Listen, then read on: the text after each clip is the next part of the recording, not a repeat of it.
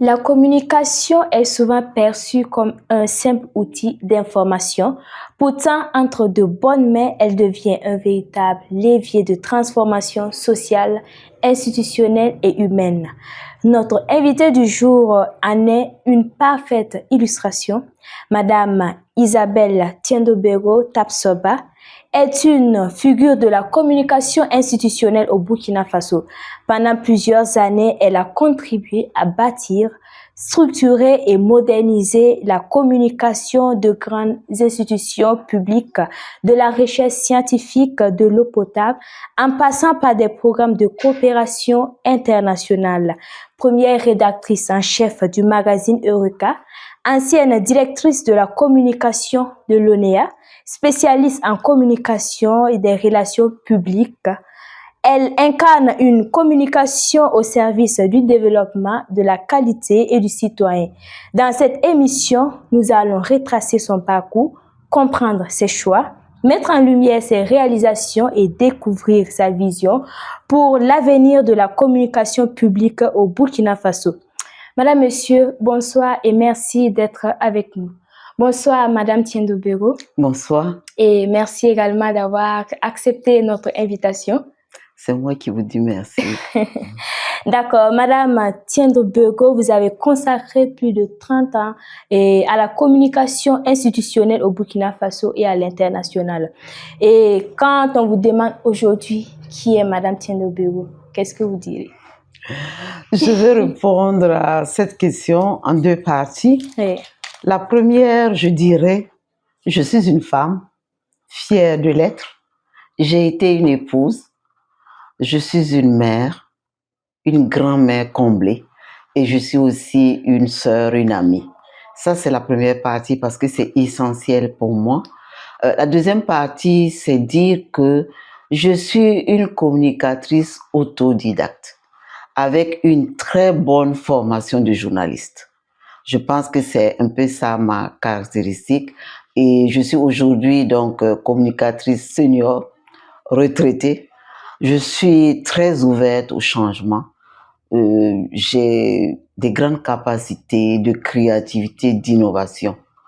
Voilà ce que je peux dire, ce que je suis. D'accord. Madame Tiendobego, racontez-nous un peu, juste un peu votre parcours avant de rentrer dans le monde de la communication. Où est-ce que vous avez fait votre école primaire et pourquoi avoir choisi la communication après justement le baccalauréat? J'ai fait mon enfance à Fadangouma, où mes parents étaient fonctionnaires. Je suis allée de la maternelle au CM2 et après mon CEP, je suis venue à Ouaga. Je suis allée au lycée Newton. Après le lycée Newton, je suis allée au CETF et après le CETF au lycée technique où j'ai eu mon bac G1, donc secrétariat. Et donc, à ce moment, c'était les orientations, qu'est-ce qu'il faut faire. Je voulais pas faire secrétariat parce que c'était des études courtes et j'avais pas vocation de m'arrêter à si court chemin, si je puis m'exprimer ainsi. Et donc, je commençais à me renseigner et j'ai dit, je veux faire journalisme. Parce que vous savez, c'était soit journaliste, soit infirmière ou médecin parce que ma mère était infirmière, ou avocat parce que mon père travaillait à la justice. Quand j'ai eu mon bac, bon, je vais faire journalisme. Et l'État m'oriente, lettres modernes en vue journalisme.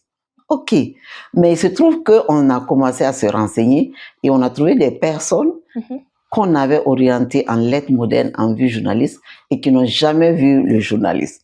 Oui. Donc après, ils sont rentrés dans l'enseignement parce qu'on ne leur a pas donné la bourse. Oui. Donc dans cette recherche, dans cette réflexion, j'ai mon cousin qui est un grand cinéaste. Quand je lui en ai parlé, il dit, mais il y a une école de cinéma et de journalisme à Ouaga. Je dis, je ne savais pas. C'était l'INAFEC.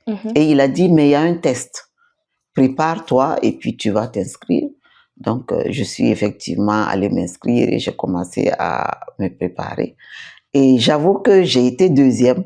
Et on était trois qu'on a pris. J'ai fait le journalisme, mais pendant toutes ces 3 années-là, de la première année à la licence, les 3 qui ont fait le test là tenaient la tête. Parce que on nous avait donné des tests de créativité et tout. Et après ça, nous avons eu la chance, c'était la révolution, et on avait la possibilité de continuer certaines filières qui n'avaient pas d'autres, qui n'avaient pas la maîtrise. Et donc, aussi, on a commencé à chercher les inscriptions et tout. Et moi, j'ai eu une inscription à l'Institut français de presse.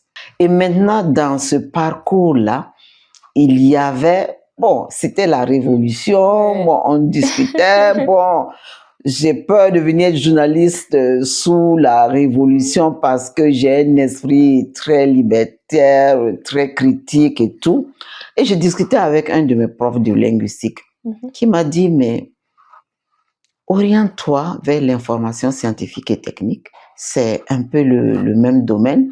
Et tu as le CNRSC qui est là et qui pourrait être une porte ouverte pour toi. Donc, il m'a dit ça. Je suis repartie en France, je me suis renseignée et j'ai pu m'inscrire en DEA sur la méthodologie de l'information scientifique et technique.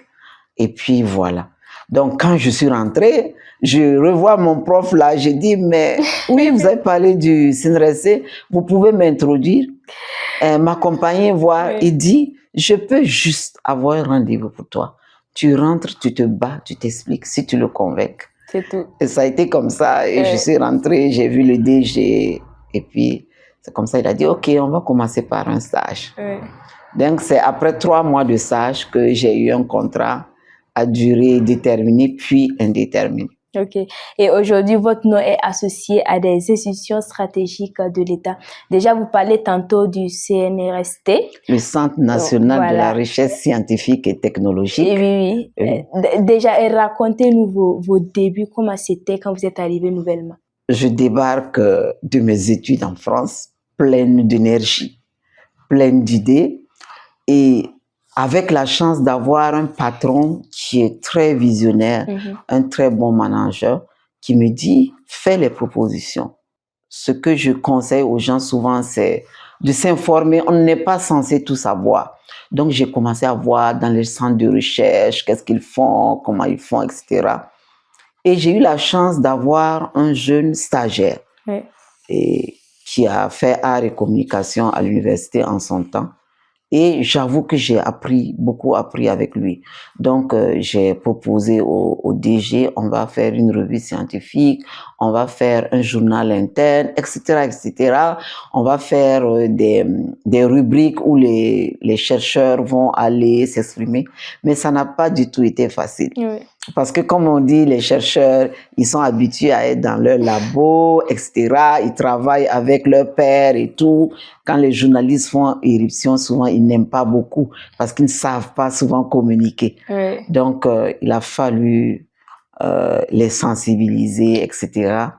Et j'avoue que au bout du chemin, ça a été bien. Parce que vous voyez, c'était aussi une période où le président Sankara avait dit des chercheurs qui cherchent, on en trouve. Mais des chercheurs qui trouvent, on en cherche. Ça veut dire qu'on ne sait pas ce qu'ils font. Et donc, à partir de ce moment, j'estime que nous avons amené la recherche à être connue. Voilà, c'est une des grandes choses que nous avons faites, etc. Nous avons fait la revue Eureka. Parce que la communication, il y a les deux faces, interne et externe. Et donc, avec le journal interne de 4 pages à l'époque, ça permettait de savoir au niveau social qu'est-ce qui se passait chez tel autre, qu'est-ce qui se passait chez telle autre personne. Et puis, on faisait des portraits, etc. Pour faire connaître les chercheurs, je partais voir les journaux. Est-ce que vous ne pouvez pas interviewer tel chercheur? C'est un entomologiste. Ah, entomologiste, ça veut dire quoi? Et j'expliquais et tout. Donc, parce que, je ne sais pas si c'est le moment d'en parler, mais je dois dire, dès ce moment, j'ai compris que la communication, c'est de mettre la lumière sur les autres, sur les institutions et les personnes. Voilà, pour les valoriser, pour les faire connaître. Ok, et Madame Tinebo, après 11 années au CNRST, vous êtes allée à l'ONEA. Voilà. Déjà, avant de quitter le CNRST pour l'ONEA, quel souvenir est-ce que vous gardez au CNRST? Aujourd'hui, je dois vous dire que je garde de très bons souvenirs parce que ça c'est moi qui ai tout conçu au niveau de la communication au CNRS. C'est comme à l'ONEA d'ailleurs, un peu plus tard, puisque j'étais la première communicatrice. Ok. Donc, Et voilà. quelles étaient vos missions à ce poste-là? Au niveau de l'ONEA, Oui. à l'ONEA, comme je vous disais, tout comme au CNRS, il n'y avait rien. Mais à l'ONEA, c'est différent parce que l'ONEA était sous contrat de service. Ça veut dire qu'à un moment donné, la Banque mondiale, voulant donner de l'argent au projet Ziga, a estimé qu'il fallait envoyer des spécialistes dans différents domaines pour aider l'ONEA. Donc, au niveau financier, au niveau de la communication et au niveau clientèle. Et donc, ça veut dire que ce sont ces personnes-là qui ont géré moi, mon recrutement, par exemple, et qui travaillaient avec moi. Donc, il y avait quand même une balise. Très tôt, on savait où on devait aller. Il fallait moderniser l'image. Et la première chose qu'on a commencé à faire, c'est de travailler sur le logo de l'ONEA. Donc, le logo actuel, c'est nous qui l'avons. C'est une agence qui a créé, mais à partir de nos termes de référence, parce que l'ONEA est une entreprise participative. Ça a commencé depuis longtemps. Donc, qu'est-ce qui s'est passé? On a consulté des agences et on a retenu, je crois, trois logos qu'on a fait tourner dans tout. Vous savez que l'ONEA est dans tout le pays. On a fait tourner, etc. Et le logo qui a eu le plus de suffrages, nous, on avait aussi des observations dessus. On a fait travailler l'agence sur ce logo. Et après, il a été changé et tout. Et vous voyez, c'est ça aussi la communication. Donc, toute la communication s'est bâtie sur cette modernisation de l'image-là, sur ce nouveau logo qu'on a mis sur des affiches, des panneaux et tout. Donc, c'était ça modernisé, voilà. Ça a beaucoup aidé la communication. Ok. Vous êtes aujourd'hui à l'origine du projet Agence Amis des clients. En fait, il faut que je précise, ce n'est pas un projet en tant que tel. Disons qu'à un moment donné, à l'ONEA, j'ai quitté mon poste. J'ai quitté mon poste, j'ai été remplacée à la direction de la communication et j'ai été affectée au département qualité. Et donc, lorsque je suis arrivée, le chef de département, qui était une dame, m'a dit, Isabelle, propose-moi des choses, tu connais, tu as été au début de la qualité et tout.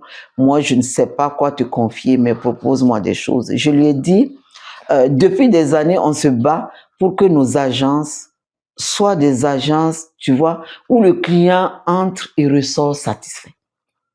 Parce que ça, c'était très important. Et c'était difficile à mettre en place. C'est très difficile parce que même avec l'accompagnement des sociétés qui sont venues, ils voulaient que, par exemple, un client, quand tu rentres à l'ONEA, la personne que tu as en face de toi doit être capable de t'aider à faire tout ce qu'il y a à faire.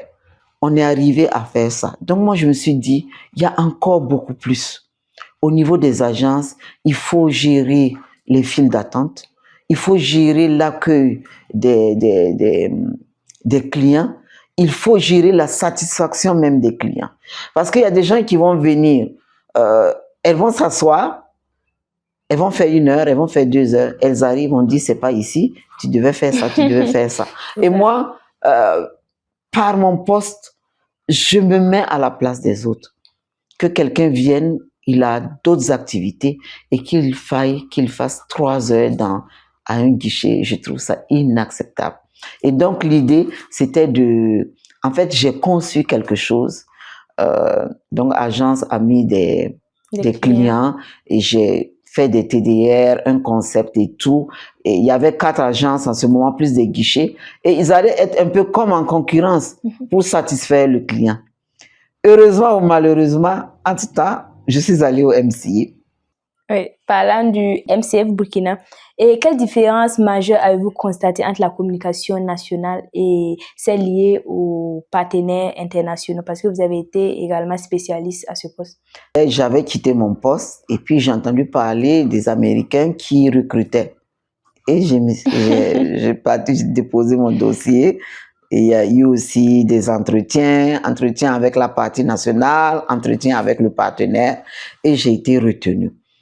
À ce niveau, c'était plus complexe qu'à l'ONEA, mais c'était très balisé parce que c'est des systèmes qui sont anciens, qui ont leurs règles, qui ont de gros documents de procédure en matière de communication.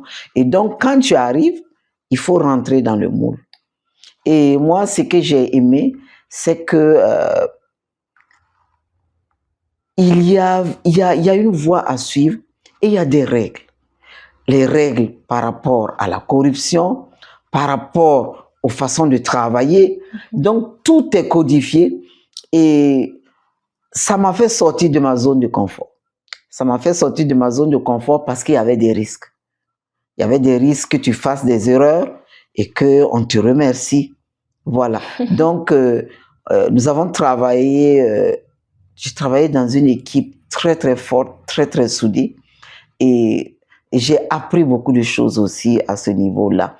Et là aussi, par exemple, on a travaillé sur le logo, puisque à chaque MCA, il y a un logo en fonction du thème. Donc, on a travaillé de la même manière. Donc, il y a les TDR sont cadrés, on consulte, tout est cadré, l'ouverture et tout. Il y a des règles pour que ce ne soit pas invalidé. Donc, on l'a fait et tout. Et on a commencé à travailler sur la stratégie de communication. Et comme vous le savez, il y a eu un coup d'État et les Américains ont d'abord suspendu. Et puis après, ils ont totalement arrêté. Et vous avez suivi plusieurs formations en leadership transformationnel et conduite du changement, y compris au Canada. Et selon vous, qu'est-ce qu'un leader efficace dans l'administration publique africaine aujourd'hui? Un leader efficace, c'est une personne en qui on a confiance, en qui son personnel a confiance, une personne que son personnel veut suivre pour atteindre des objectifs. C'est quelqu'un qui a une grande intelligence émotionnelle, c'est quelqu'un qui est humble et qui a l'écoute.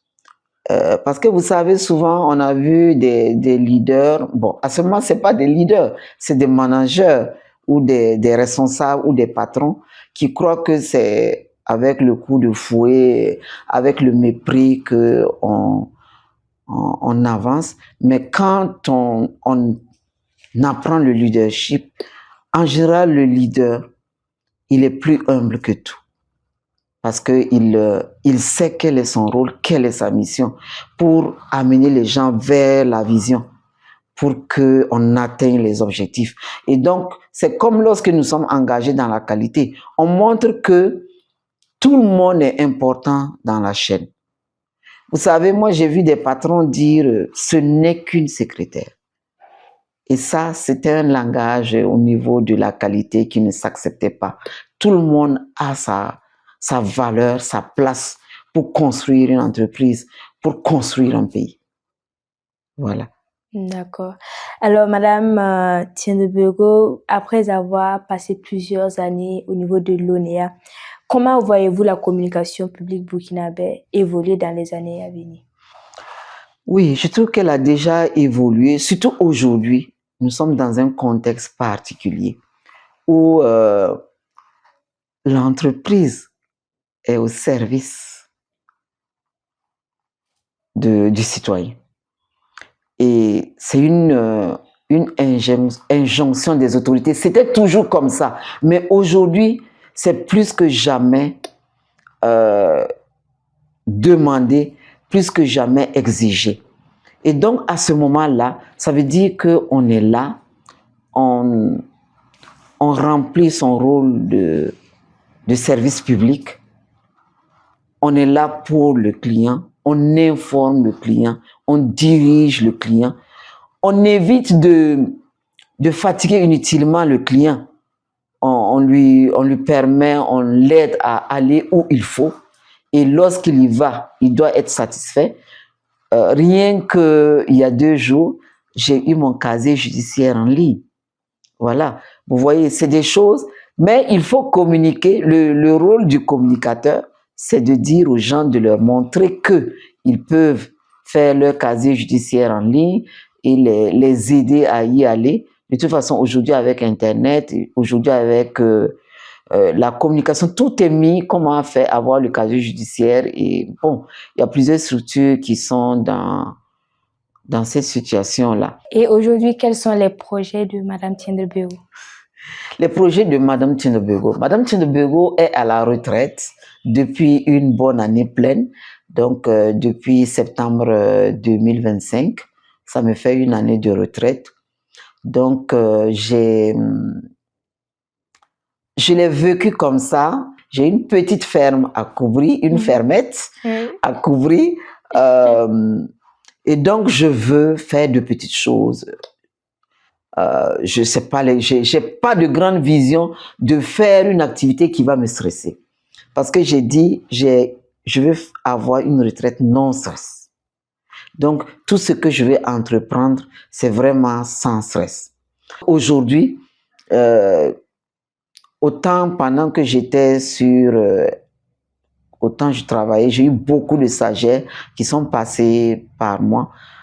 J'envisagerais peut-être de, même si c'est en bénévolat, accompagner des jeunes qui sont responsables de la communication, qui veulent être responsables de la communication. Parce que j'avais donné des cours je suis très pratique. Vous voyez, dans mon parcours là, ayant été autodidacte, je suis très pratique. Donc, je sais comment concevoir tel truc, comment faire, etc. Donc, et je sais comment manager, comment il faut manager. Donc, aujourd'hui, je peux conseiller. Et donc, je voudrais le faire, mais tout doucement, sans... parce que je veux vivre de ma retraite sans courir pour chercher trop d'argent et puis que ça joue sur ma santé et sur mon moral. Je vais être très, très tranquille. Relax, ok. Oui. Alors, Madame Tiendebego, de toute votre carrière professionnelle, quelles leçons retenez-vous de cela? Oui, la leçon que moi je retiens de cette carrière professionnelle-là, c'est un peu comme on a dit, c'est le professionnalisme. Vous arrivez quelque part, vous avez une base, vous avez des diplômes, vous avez un background, mais il faut vous cultiver. Il faut voir, je suis dans l'entreprise X. Qu'est-ce qui se passe dans l'entreprise Y? Qu'est-ce qui se passe dans l'entreprise Z? En Afrique, en Europe, aux États-Unis, comment la communication se fait. Et à partir de là, vous venez, vous êtes professionnel. Un professionnel, c'est quelqu'un qui a une éthique, des valeurs, qui travaille selon une certaine déontologie. Il faut aller humblement et ce que j'ai retenu, c'est que le travail paie toujours. Vous savez, à un moment donné, quand vous travaillez, il y a des difficultés. Il y a des problèmes de personnes, etc. Et à un moment, vous pouvez vous dire que je vais baisser les bras. Ne baissez jamais les bras parce que vous ne travaillez pour personne. Vous travaillez pour vous-même. Vous travaillez pour demain. Et moi, je me suis dit, parce que vous savez, quand je suis allée au MCA, j'ai multiplié mon premier salaire à presque par 30, sinon plus. C'est un peu une image pour vous dire, pour moi, Dieu m'a béni et m'a permis de finir ma carrière comme ça. Parce que je me suis sacrifiée. Je ne vais pas rentrer dans des détails, mais il y a des choses que j'ai sacrifiées au niveau professionnel. Alors, Madame Tiendebego, nous sommes à la fin de cette émission. Est-ce que vous avez un message à transmettre ou quelque chose à dire avant de clôturer? Le message à transmettre, hein, parce que je suis aujourd'hui, comme je vous dis, à la retraite, je suis engagée dans des activités physiques adaptées à la personne âgée. Aujourd'hui, plus que jamais, je me rends compte que la vie est un tout. Donc, c'est inviter les gens, surtout à partir de la quarantaine, à prendre conscience de la qualité de vie. Ce n'est pas quand on a 60 ans et on commence à crouler sous les arthroses qu'il faut penser à ce qu'on doit faire. Donc, il faut travailler, comme on l'a dit, autant l'esprit que le corps. Et c'est très important. On court, je n'ai pas le temps, je travaille. Mais à un moment donné, moi, on m'a formé, on m'a montré que la vie, c'est un tout. C'est comme si vous prenez un cercle, on divise. Il y a la vie sociale, la vie individuelle, il y a le travail. Il ne faut pas que sur ce cercle-là, vous mettez 90% dans le travail, non. Construisez-vous professionnellement. La famille est importante, les amis sont importants, votre bien-être physique est important. Donc, c'est tout ça qu'il faut avoir la grâce de travailler pour pouvoir aller à la retraite dans la santé et être une personne qui sait partager, qui veut partager, qui a une valeur. D'accord. Voilà. Et c'est sur ces mots que nous mettons fin à notre émission. Merci beaucoup pour votre disponibilité. Merci beaucoup et très bon courage pour ce que vous faites. Merci. Et à vous, chers téléspectateurs de Fadima Web TV, merci d'avoir suivi cette émission. On se donne rendez-vous la semaine prochaine pour un nouveau numéro. Portez-vous bien.